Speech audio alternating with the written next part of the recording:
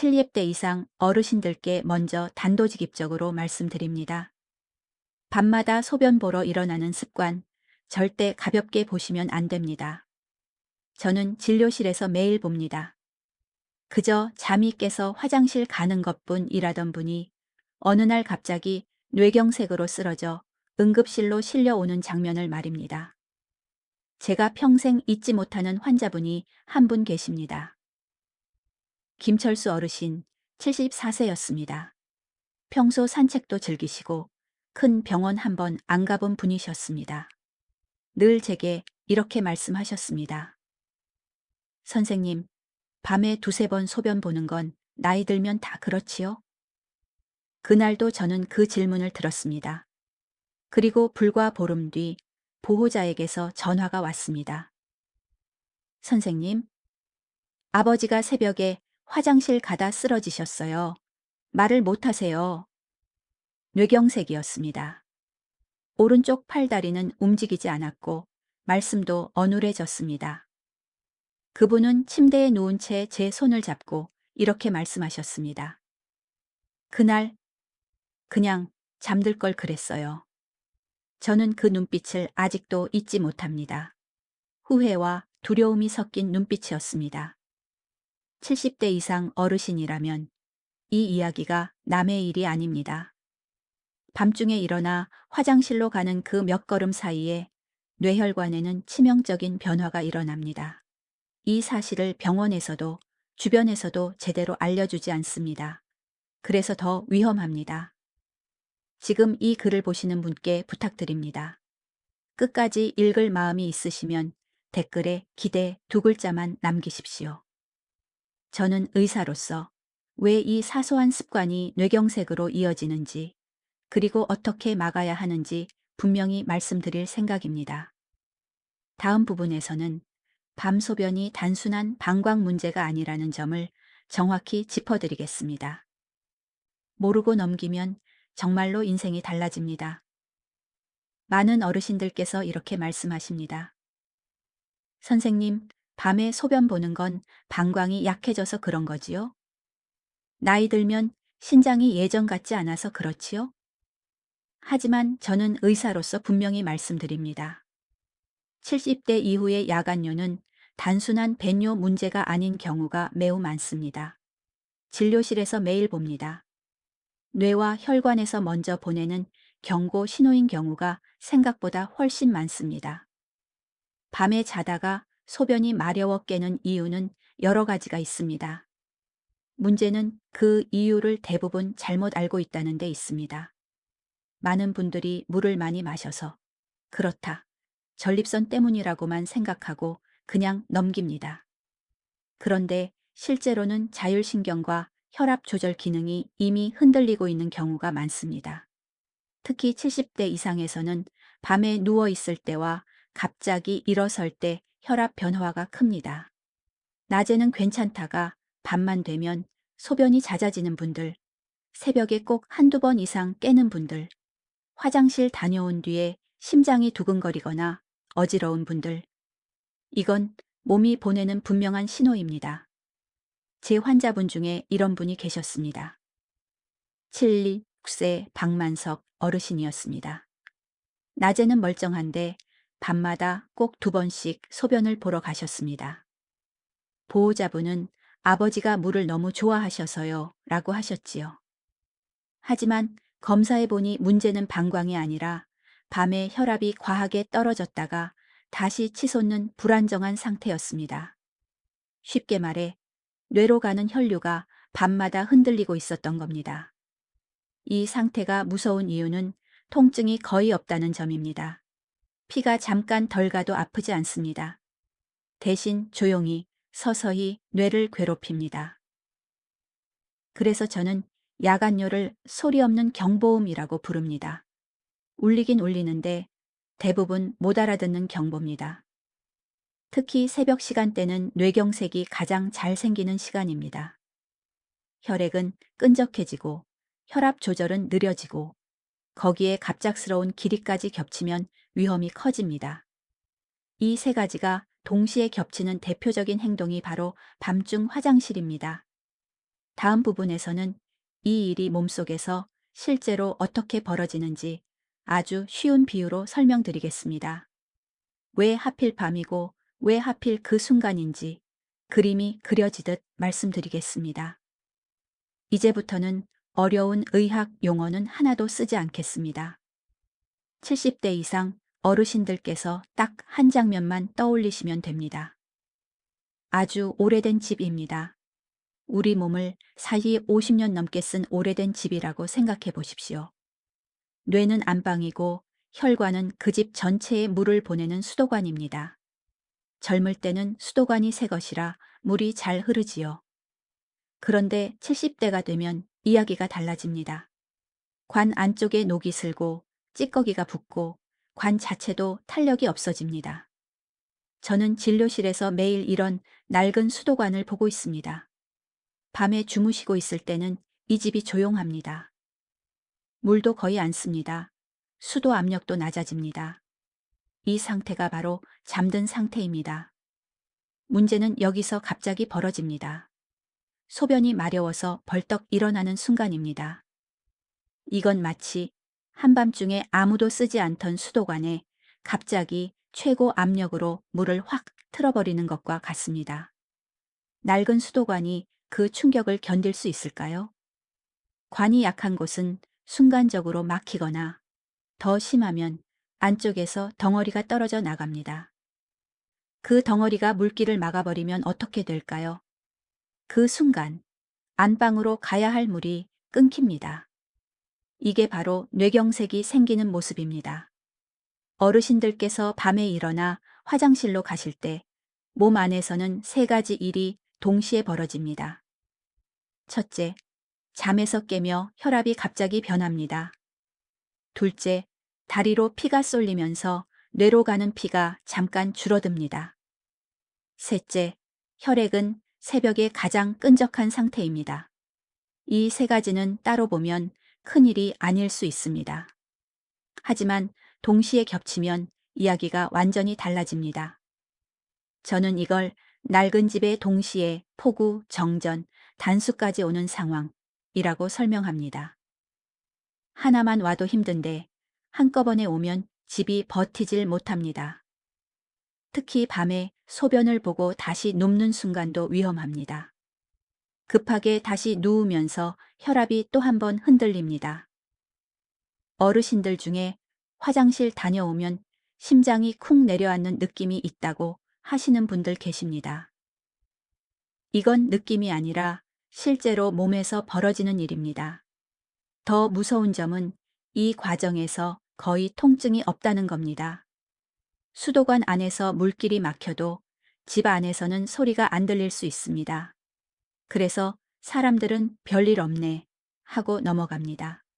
하지만 그 작은 막힘이 반복되면 어느 날 갑자기 완전히 막혀버립니다.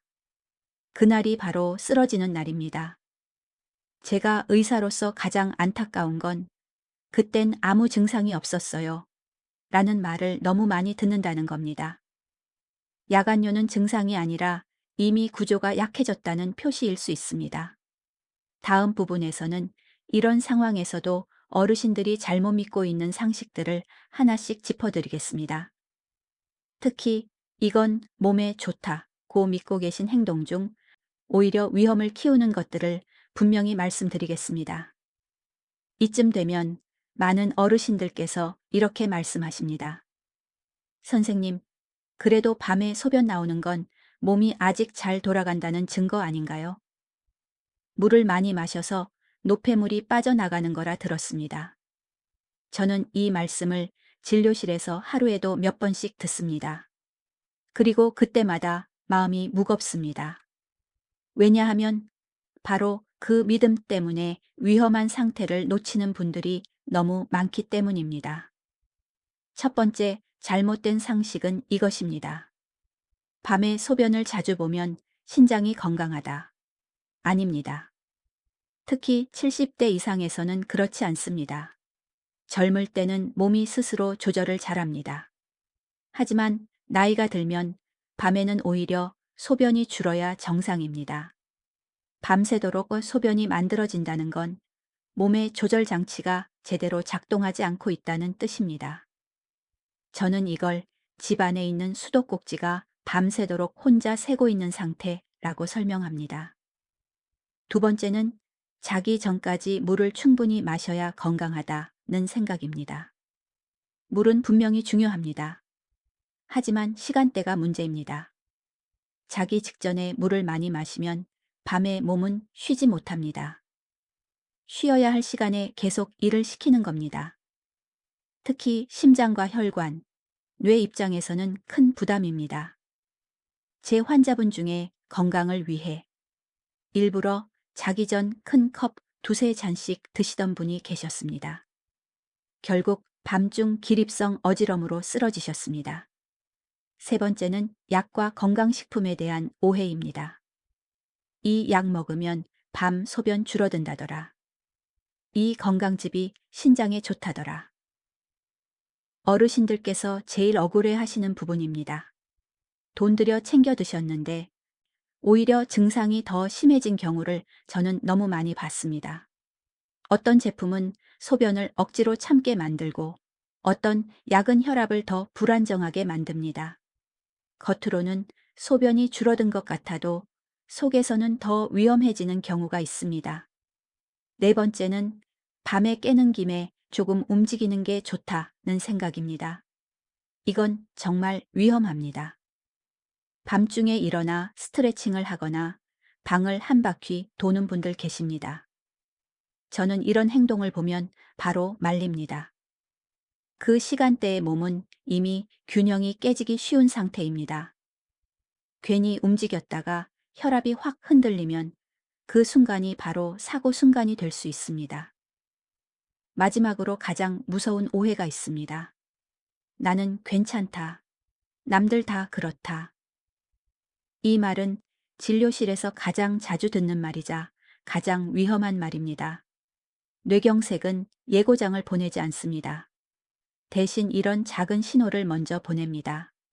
야간요, 새벽 각성, 화장실 다녀온 뒤에 두근거림, 이 모든 게 연결된 신호일 수 있습니다. 다음 부분에서는 제가 실제로 환자분들께 권하는 생활 관리 방법을 하나씩 말씀드리겠습니다. 병원에 오지 않아도 오늘부터 바로 바꿀 수 있는 방법들입니다. 지금 이 부분이 가장 중요합니다. 이제부터는 겁주는 이야기가 아닙니다. 제가 의사로서 실제로 환자분들께 가장 먼저 가르쳐 드리는 생활 원칙을 말씀드리겠습니다. 약보다 먼저, 검사보다 먼저 바꿔야 할 것들입니다. 메모하셔도 좋고 마음속으로만 따라오셔도 됩니다. 먼저 아침입니다. 아침에 일어나자마자 물을 벌컥 드시는 분들 많습니다. 저는 이렇게 말씀드립니다. 아침 첫 물은 천천히 나눠서 드십시오. 밤새 말라있던 수도관에 갑자기 물을 확 트는 건 좋지 않습니다. 컵 반 정도를 두 번에 나눠 드십시오. 그리고 아침 산책이나 움직임은 반드시 식후에 하십시오. 공복에 갑자기 움직이면 혈압이 흔들리기 쉽습니다. 점심 시간대가 아주 중요합니다.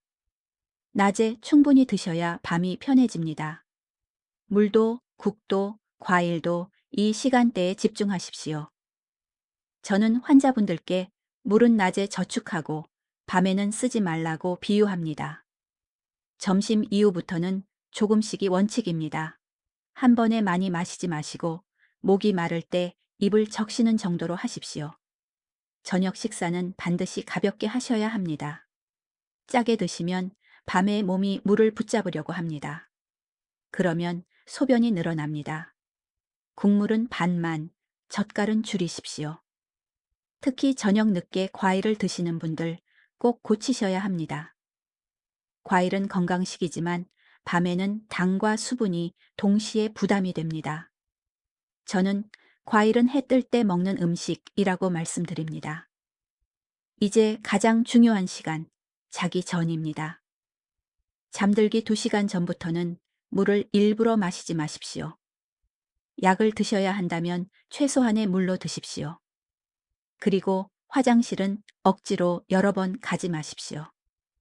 한 번 더 다녀와야 안심된다는 생각이 오히려 몸을 깨웁니다. 한 번만 다녀오고 조용히 눕는 것이 원칙입니다. 밤에 정말 어쩔 수 없이 일어나야 한다면 절대 서두르지 마십시오. 이건 제가 가장 강조하는 부분입니다. 누운 상태에서 바로 일어나지 마시고 먼저 침대에 앉아 10초만 숨을 고르십시오. 그 다음 다리를 내리고 또 10초, 그리고 천천히 일어서십시오. 저는 이걸 낡은 집의 전기를 천천히 켜는 과정이라고 설명합니다. 한 번에 확 켜면 차단기가 내려갑니다. 화장실에 다녀온 뒤도 중요합니다. 바로 다시 눕지 마시고 침대에 앉아 잠깐 호흡을 정리한 뒤 천천히 누우십시오. 이 작은 습관 하나로 새벽 사고를 크게 줄일 수 있습니다. 제가 수많은 환자분들께서 이 방법으로 밤 어지럼과 쓰러짐을 피하는 걸 봤습니다.